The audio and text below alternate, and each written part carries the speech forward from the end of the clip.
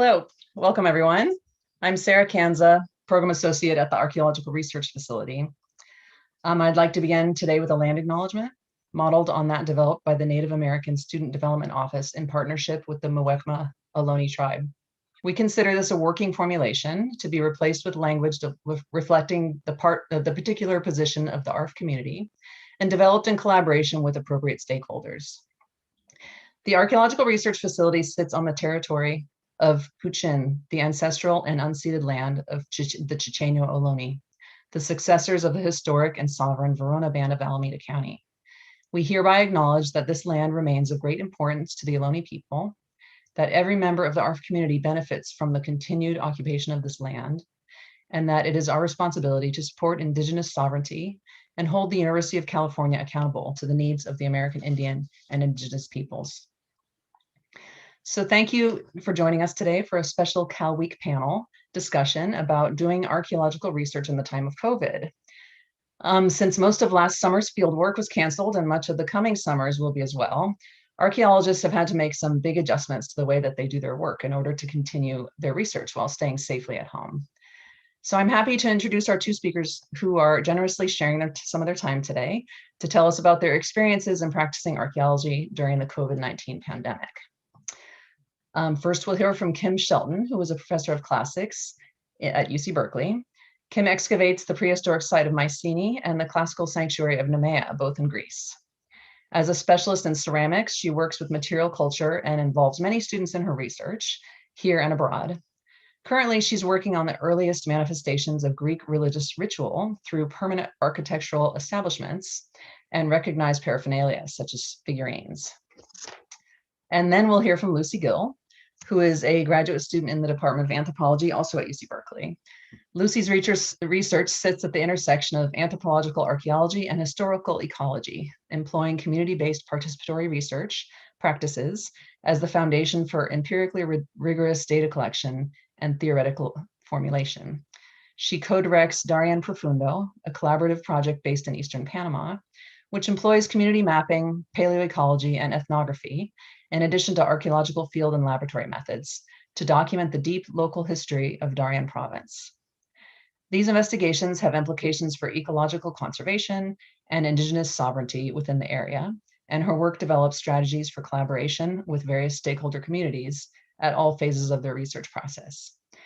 So thank you so much, Kim and Lucy, for joining us today. And we'll just launch into it starting with Kim. And if people could ask their questions in the chat box, we will get to questions after the speakers present. Thank you.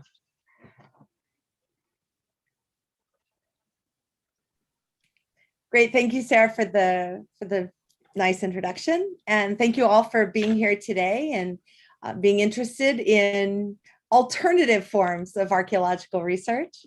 I'm going to share my screen so that I can illustrate some of the stuff that we have been working on in our past field season, which we call the virtual field season. And in fact, what we went into when COVID started was thinking, of course, about the worsening situation last spring. We generally planned for going into the field, for going to Greece already in February and March. We're doing that kind of planning. So we almost didn't understand what was going to be happening. And then, of course, as the spring progressed, it was clear that we were not going to be able to travel to Greece, even though actually in Greece, things were much better under control than they were in this country, but still it was not possible to travel. So we ended up rethinking what our goals were for the summer. We were meant to have been excavating at actually a third research site that we're working on, a late Bronze Age cemetery at the site of Idonia, which is just to the northwest of Nemea in the sanctuary of Zeus. So we knew that was not going to happen. There was nothing we could do about that, but that we didn't have to lose a research season, that luckily there were lots of things that we could do virtually. And at the same time, my team of archaeologists that are at various different institutions, but also a number of graduate students here at UC Berkeley, were feeling kind of untethered, and it seems so odd not to be all together over the summer, which is what we're so used to doing. So we put this plan together and participated in what we called a virtual field season. And I'm just going to show you some of the things that we did. One really great addition to that was a program that I'm involved in here at the university, the Undergraduate Research Apprentice Program, or URAP. And we normally do that during the academic year and in the Nemea Center on campus in Dwinell Hall. But we had already shifted to a remote format. And the URAP students were able to continue and in some cases change their focus of what they were working on, but ultimately they contributed to our publication preparation and to the virtual field season by doing a lot of data entry using Google Sheets and illustrating our finds that we had the preliminary drawings for, doing that with Adobe Illustrator. And luckily, again, all of that was able to go remote. And they were able to stay engaged, and we were able to make significant progress on preparation for a lot of our work. Over the summer, though, the sort of core group of the Nemea Center team organized a system of virtual work sessions. We mapped out over the course from the beginning of June to the middle of August how we would divide up our study primarily of the sanctuary of Zeus and our excavations that we conducted between 2010 and 2012, for which we are in the publication preparation, but there was a lot that could be done, that needed to be done. And we were lucky that we had, in fact, virtually recorded, that we digitally scanned photographs, plans, drawings, documents that we had recorded, paper documents and notebooks that we'd recorded in the field. We were able to, we had two of our team members were in Greece working on their dissertations, and our conservator was still actually working, since you can't do artifact conservation from home. She was able to go into the museum. She was the only one working on site. And so from these three individuals, they were actually able to get to material if we needed it on occasion, including doing some 3D scanning of objects that I'll be showing you in a second. So we also set up, we call ourselves our summer family, since we spend so much time together every year. And we set up a communication system through Slack that we could, text with each other back and forth, make different groups that would, focused on that project. We set up a Google Docs file, a Google Drive file, where we had all of the materials that everyone needed to tap into and use. We met every day on weekdays for about half an hour to 40 minutes for what you can see here through Zoom, for a Zoom meeting we called Snack. Normally in the summer, we take a break mid-morning for what the British like to call a second breakfast and what the Greeks call a koletso. And so we celebrated that by doing it every day. And it was from 11 a.m. on Pacific time to 9 p.m. in Greece. And we had people in all of pretty much every time zone, spreading from Pacific time to Eastern European time. So that was a nice way to connect, to see each other, to talk. It could be just for fun, or if there was an issue on the project, that was the time that we could highlight that and talk about it, or set up a meeting for afterwards. And so the individual team members worked on first kind of individually going through the documents, the photographs, understanding none of these graduate students had worked in this excavation. They've all joined the program since then. So it was great for them to practice what many of us do in our career, going back and researching and preparing for publication, an earlier, older excavation. I told them at least this one happened in the 21st century rather than the 19th century one that I've been working on at Mycenae as an example.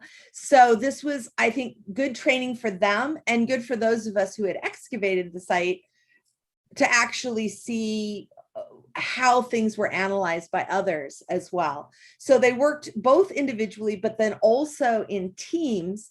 I'm going to show you, these are some of the platforms and some of the things that we did. I'll show them to you again, but we had divided up, this is the way we had excavated this portion of the site, what we call the Southwest Sanctuary area at the Sanctuary of Zusetnamea. And we had it by these grid squares, that the whole site is laid out over grid squares. And so we could assign individual team members to certain trenches, and they could look at it over the 3 years of excavation, sort of bring that together. And then they worked as teams in order to look at things thematically. So to look across the site and compare the types of things that were found, and one of them was looking at landscape management. Another team was looking at ritual process. Some were looking at the prehistoric period, of which we found a lot of material we weren't expecting in excavation, but also a lot of late antique material as well that was found. So those were the types of coordinating and collaborating parts of the group as well. So both individual projects and collaborative projects. And of course, if they got really stuck, they could ask the excavator, what does this say? I can't read your notebook. I'd say, I'm sorry, I know it's the worst. But we did, of course, as I said, we were lucky that we had in fact begun to digitize, starting with our own material, and then of course going backwards in time to digitize all of the paper materials as well. So we had all different kinds of recording sheets that were done on site at the time of excavation. That gives us firsthand information. We have the notebooks that were also recorded live on site. And then we have other materials like things recorded when we studied the finds in the museum. We have Harris matrices. All of these things were brought together and brought to bear in understanding and reconstructing not only the excavation, but what we could get out of that. That included, of course, drawings of things in the photographs and drawings from the excavation itself. We have all of the points from our total station, so everything could be put back into the ground, as it were, in a reconstructed sense. We have the photos of both repaired objects, but also our sherds. We commissioned some additional drawings to be done by one of our team members that was there at Nemea and can pull stuff out. And then we found some holes, some things that were missing. And this, again, is just a sample of the sort of the things that we did, the mapping out, using information to create a section drawing out of the photographs itself. Getting together over Zoom and dueling annotation, using the annotation tool over Zoom to mark out and understand what we were seeing in the photographs and interpreting from the notes. Reconstructing that in a number of different formats, using things like Photoshop and Illustrator, recreating this is from the formation, the landscape formation that went through different periods of time. Color coding our maps and plans based on different activities and different chronological periods. So all of that meant that basically when we hit the fall, we were able to really pull everything together. Everything was there, including new catalogs ready to go for the publication. And that's been one of the focuses of what I've been doing this year, in addition to teaching remotely in COVID. The last thing I would just say, we have a 3D scanner, and if we had access to the Nemea Center, we could do some 3D printing. But in the meantime, we have a Sketchfab site where we have a lot of our materials from Nemea 3D scan that are accessible for use. I've been using them in teaching this year, which has been great since we don't have access to any materials we might have otherwise. And I'll add a very quick after coda, as it were, to this that We were unable to excavate at our site, at the site of Idonia, the Bronze Age cemetery.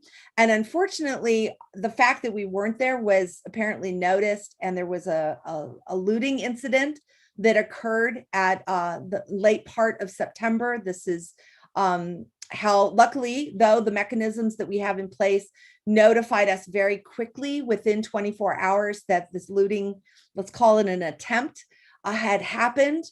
And for the very first time that I've ever tried this, we actually did a rescue excavation that through the month of October that included remote directing. Yours truly. We set up a Wi-Fi hotspot on the site, and I consulted with them through the night if necessary. Although I have to say my team did a great job. And these are some older tombs that we had dug previous to this, and it was nearby that. And I can't show you a lot of materials yet. Everything is waiting for us to get back to the museum, but we did find that most of the tomb was in fact intact. We were able to save, I would say, the vast majority of the excavation, but it was a crazy transatlantic team effort, both with the folks on the ground in Greece and those of us, including our bioarchaeologists, who were phoning in, videoing in, consulting constantly in order to allow this remote excavation to happen. So that's my sense of virtual archaeology in the time of COVID. And of course, a lot of these things may well continue through into this season as well. Thank you so much, Kim. That's great to hear about your work. We'll move on to Lucy now, and then we'll take questions after that. Great, thank you so much, Sarah. And yeah, thanks for getting us started, Kim. I especially want to hear about the sort of virtual directing. That's really fascinating. All right, hopefully you can see this. So I'm only going to give a couple of slides, and then I'm going to jump into showing you a couple of websites that I think are better illustrations of what I've been working on. So I am the co-director of a project called Darien Profundo, as Sarah said in the introduction. Thank you very much for that generous introduction, which is co-directed by myself, Dr. Natalia Donner at Leiden University, and Dr. Tomas Mendizabal at the Smithsonian Tropical Research Institute in Panama City. So the project is called Darien Profundo because it's situated in Darien province in eastern Panama. And the name for this project actually comes from a quote by a community leader, Noé Alvarado, who was describing the deep history of the province. Profundo means deep in Spanish. And we thought that really illustrated what we were trying to do, which is tell local community histories that often get forgotten.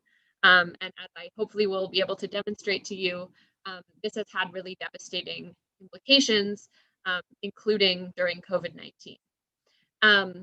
So as you can see at the bottom, it's a very collaborative project, lots of different institutions involved. I won't be talking so much about this today, but I should say that we have a very strong ongoing collaboration with the Universidad Tecnológica de Panama, who are doing ecological work in the province, and as I'll speak about a little bit later, also really important, especially in light of COVID. And the sort of virtual component of the project that I've been working on is really done in collaboration with a friend of mine, Dr. Kristen Carlson at Illinois State University. She is part of a program called the Program for Creative Technologies. And some of her graduate students, Kim Brucker and Lindsay Schlink, and then a URAP of mine, Katie Ibsen here at Berkeley. So the undergraduate research apprenticeship program that Kim was describing has been really phenomenal, and I've had URAPs working on a couple of different projects, one of which I'm talking about today. So before I show you what we've been working on, here's just a little introduction to my study area for those of you who aren't familiar. So as you can see in this map in the upper right-hand corner, here's Panama, here's the Colombia border, and then my study area is sort of this yellow oval more or less. which is the Gulf of San Miguel watershed. You can see down here. You may have heard of this in the context of the discovery of the Pacific Ocean by Balboa, a Spanish conquistador. He described, coming up this river, the Tuira, and encountering this beautiful gulf and, claiming the ocean for Spain. So that's what people mostly know about the province. What people don't know about the province is that it is still home to a lot of different indigenous communities, which I will show you in this map. 1 second. Okay. So as I mentioned, one of the problems with this area is that there's been very little research done, mostly because it's a very remote area, as you can see here. There are very few roads, and so it becomes, it's a bit logistically complicated to do research there. The other reason is that it's sort of treated as very isolated from Panama City and from the rest of Panama. So it's really seen as like Darien is, it's almost seen as not part of Panama. And so what that means is that it doesn't get a lot of attention from the national government. And that has resulted in a lot of indigenous communities not being recognized as even existing. So not being found on national maps. And so that is something that I'm trying to address in my project, which we are collaborating with several communities, two in particular at the moment, to create very detailed community maps that map not only archaeological sites, but also sort of as they're sort of traditionally defined in archaeology, but also sort of more recent historical sites to really tell the deep local history of these communities within their this ecosystem. And these have real implications in terms of land claims. So there was a law passed in 2019 that allows indigenous communities to apply for land titles to lands that are currently part of national parkland, as well as other areas. But the national parkland is sort of the newest part of this law. And so what that means is a lot of communities are, for the first time, eligible for recognition of their land holdings that they've had since time immemorial by the national government. And this, of course, comes with a lot of important resources and control. Unfortunately, because of COVID, only one community so far has actually been able to successfully take advantage of this new law. And so most of these communities remain unmapped. And so this is an example of the areas in dark green are indigenous communities. This is specifically zoomed into my study area, but you can see, you could zoom out if you want to visit the website and get a sense of what the distribution of these territories is across Panama. And this map was created by the Rainforest Foundation, who has done a lot of work in Darien. I was supposed to start collaborating with them actually last summer to do some of this mapping work in person. Obviously that's been delayed, but they really very successfully used this foundation of indigenous mapping that they had done in service of these land claims for COVID-related purposes. And so this is a map of indigenous communities overlain with various types of information related to COVID. So the red circles are COVID cases. These sort of red circles with hands are various sort of humanitarian organizations. There are Wi-Fi hotspots that are labeled, and there are hospitals that are labeled. And so the purpose of this map is really to help the national government properly respond to the needs of indigenous communities. Because as you can see, if you look this up and read about it, one of the big issues has been that the national government has sent a lot of supplies to Darien, but but they've been sort of concentrated in big cities and haven't actually made their way to these communities. And the communities have been really good about keeping themselves isolated, but of course that comes at a cost if people are in need of a hospital or in need of supplies, and there's no way to sort of, it's hard to communicate.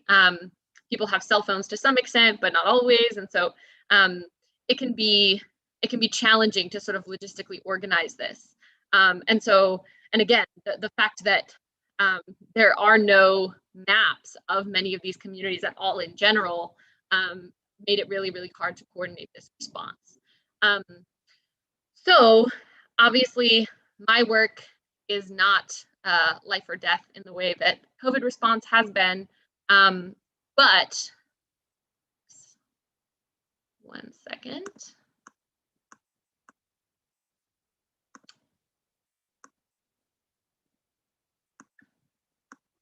There we go. But it does contribute to the same aim of community-based mapping, and hopefully will make it easier for governmental organizations or anyone to sort of have a sense of indigenous conceptions of place and just practically where these communities are located, as well as, again, be used in land claim cases in the future. So while we were not able to carry out the mapping on the ground that we had planned, I worked with Kristen and her students to create this interface for virtually recording archaeological and other types of information. So this is still very much in progress, but you can see here's a map of some of the different types of artifacts that one can record. They show up on this map. And then anyone can submit data to this. And the site is in Spanish and English at the moment. And you can see here, hopefully this will load. Yeah. So this is using an application called Kobo Toolbox. Here's the Spanish version, and you can record, it will record the location of your GPS on your phone or whatever, and then you can record relevant information about the site, which changes based on what type of site you're recording. So if you're recording a petroglyph, it'll ask you for certain information. You can enter as much or as little as you want. And then you can also attach images, you can attach audio recordings, and other types of sort of multimedia information about the site. And this was really, the sort of idea for this was because community members, who I've fortunately been able to keep in touch with through WhatsApp, were sending me photos of archaeological sites and artifacts that they had found, sending me photos and sending me GPS coordinates. And so I thought, having a sort of structured way for community members to contribute to this mapping project, even when I'm not there, would be quite useful. So anyone can submit via this website. You can also submit via a QR code or the application itself. And so, yeah, now that the infrastructure is built, the next step is basically troubleshooting on the ground, and then revising in accordance with the needs of the communities. So I will stop there. Thanks. Thank you very much, Lucy. And Kim, so if people who are watching have questions, the chat is not, it's disabled right now. So if you want to email me, you can send an email to arf-programs@berkeley.edu and send your questions that way. But I'm just going to start with a couple of questions I prepared. So to both of you, this work that you've done this year, do you see it impacting your practice when it's safe to go back to the field? Like, how has this work this year sort of enlightened, or was it mostly sort of a stopgap for this year, or do you see bringing some of what you did this year into subsequent field-based years? I would say that it, on the one hand, it emphasized for me the importance of digital recording in a way that you take for granted, and some things that you just assume you're going to be working on, holding in your hands. And so I think that will continue, and we will in fact do more of it going forward. It also means that there have been many seasons where we've had people for various reasons who haven't been able to join us, but play an important role. And this means, regardless of the 10-hour time difference, that's going to be an issue. We'll continue to work on that. But it does mean that we can have remote participants in a way that we never really even considered doing before. And it's shown us that it's a possibility. So I think that's something we definitely will continue to do going forward. Mm-hmm. Yeah, and I would say, for me as well, this sort of application website in progress was born out of COVID, but, I'm only in the field for maximum 3 to 4 months a year. And whereas, a lot of my community partners are there all year round. And so the idea that people can contribute to this mapping project, again, that has sort of real political implications for communities is a huge advantage. And I've talked with also like Dr. Rosemary Joyce, my advisor. She has had an ongoing project in Honduras for almost 3 decades. And, because of the political situation, she's been able to be there in person, variable amounts. But of course, there are still communities that she's in a lot of contact with who have sort of like Facebook groups where they, post various types of cultural heritage, and she provides, feedback about it.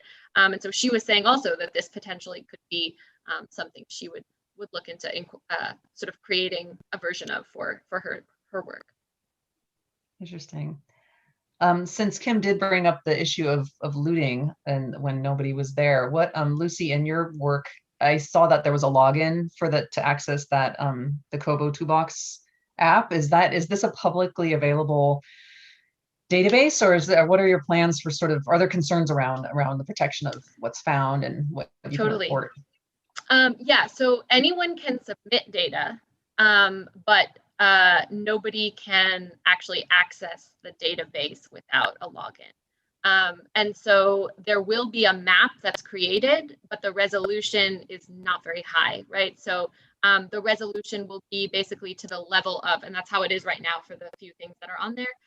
The resolution is like to the level of the nearest community. So basically you could, theoretically go to that community and talk to them about the site. But, I think that's sort of in keeping with the idea of these communities as stewards of the cultural heritage. The GPS coordinates are certainly not accessible to anyone outside of specified individuals. I should also say I was really interested by the looting thing because I meant to say this earlier, but I forgot that logging has been a big issue in Darien, like in the same way that it has been in the Amazon during this time period. And so I'm working with the ecological team to try to do some remote sensing mapping of the implications of COVID on deforestation in Darien. So I don't have any results to share from that yet, but that is something that has been reported to me on the ground and something you can read about as well. There have been a couple of media articles written about it. That'd be great. Maybe we can include some of those links in the below the video here. And Kim, looking at when you were showing talking about your project members coming together over Zoom and stuff and looking at all this digital documentation from your site, did you learn important things about maybe how you're documenting in the field that you might change or in the future now that you've actually all tried to work together on like reading that documentation and analyzing it together? Yeah, in fact, I would say that we were pretty proud of ourselves, that the system that we had developed, which lots of students complained about redundancy, right? And as we all know, archaeology has to be redundant as long as we're using, even with electronic documentation, we still are redundant in keeping hard copies for lots of reasons. And we did feel like, in fact, working with those kinds of materials was really useful. That where things broke down was the transition into the post-processing, that was not as standardized, which I think is, I'm more of a dirt person, right? So I had that all sort of figured out and knew what it was that I had been missing with working with old excavations. And I was like, I wanted to make sure that the stuff was available. But I hadn't accounted for the processes within the museum and the workroom that could be better fine-tuned. And I think that that's something that we'll improve on. Absolutely. That we're happy that we've digitized things. As I said, we'll digitize more, but the recording is, I think, going to be done slightly differently to help solve some of the issues that came up and continue to come up from all of the team members. That was very useful going forward. Yeah, it's kind of like having a quality control check on your own excavation, you know, to be forced to stop partway through and make sure you're actually collecting things in a way that you can understand and that others can understand. Exactly. Mm-hmm. Yeah. No, but I thought it was, and I was glad. I was really inspired by a lot of the innovative ways that the team members were able to, you know, take the narrative and the recording sheets and turn them into reconstructions and things that, you know, we had not gotten to that process. So maybe it was inevitable, but I don't think so. I think they were very experimental. Being stuck in your house on your computer allowed them the kind of inspiration and energy to experiment and see what technology could be applied. And I think that too will help. I mean, what I thought of very much a number of years ago as a big book, big hard book, I'm thinking now much more about something that's going to be electronic and interactive, based on the things that we're able to do just this last summer. That's great. And thinking about working with people in the local communities and you know, having to keep in touch with people, did you find particular challenges? And, you know, how did you actually communicate with people? I know you mentioned a few different ways.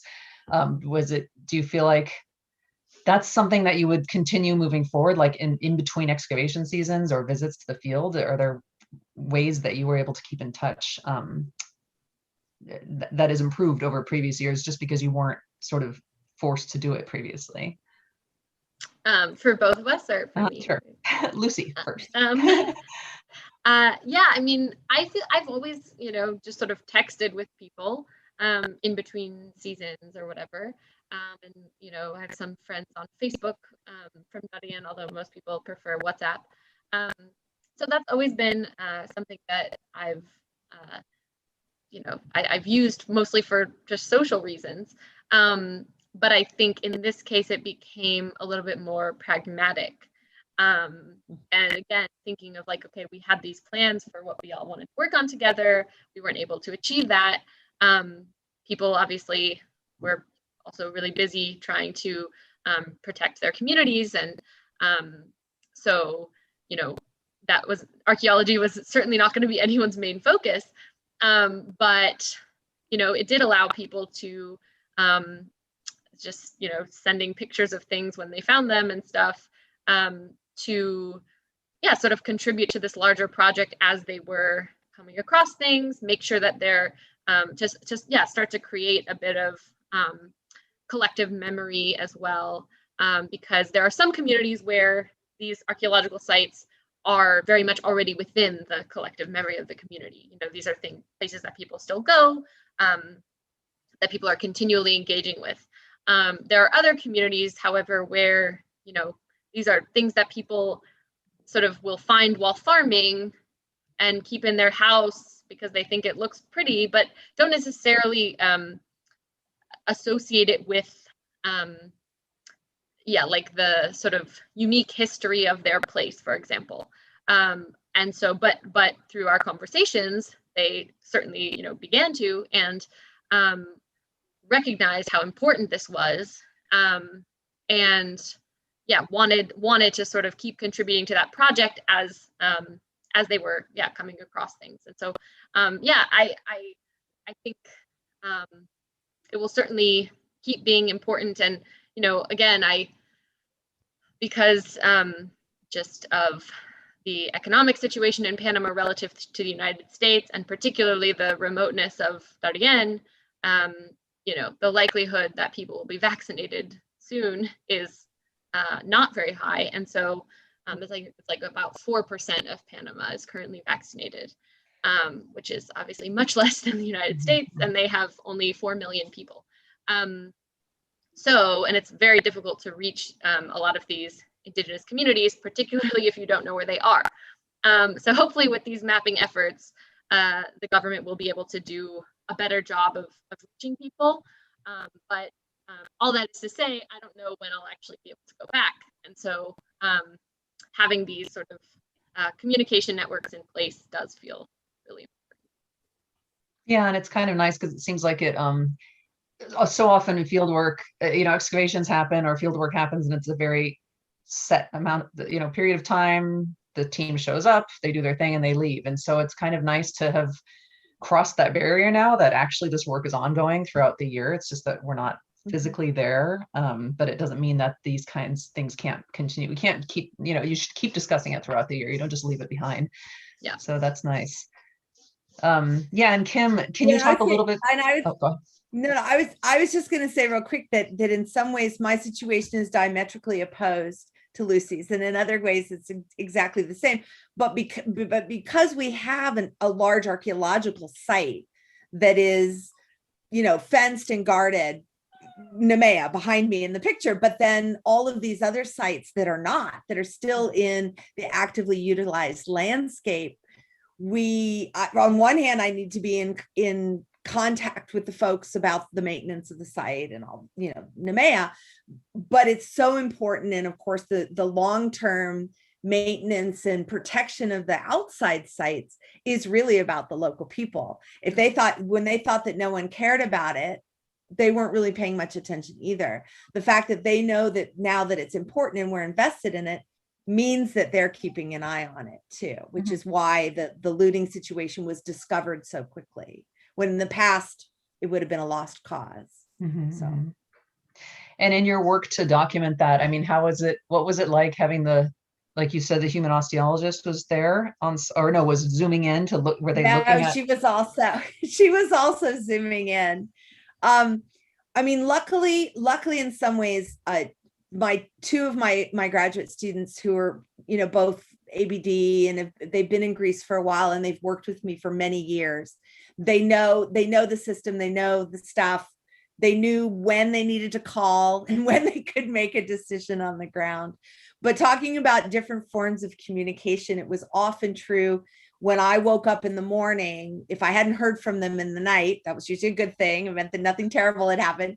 But everyone wanted to talk to me. So I would usually have somebody on Zoom and somebody on Messenger and someone on FaceTime. And we would be, I had 4 or 5 different conversations going on with the topographer, with the conservator, with my 2 students who were directing, with individual workmen sometimes. So it was really something. But I kept thinking, it wasn't that long ago that we didn't have this kind of communication. And it was also interesting that because we have a security camera that we put up while we're working. And in this case, of course, the middle of the night in Greece was all day here. So as I'm, teaching or whatever, I'd start getting these notices that the camera's going off, and I'm like, and I better look at the camera, and it's a fox walking by or something. And I'm like, oh, well, that's good. It's just our friend, the fox. But the technology really was amazing, that we would not have been able to do it as successfully as we did. Not to mention, I mean, thank goodness we're going to have the photogrammetry, and we're going to have all these things that we recorded at every level that will help us replicate being there even more so when we study the material.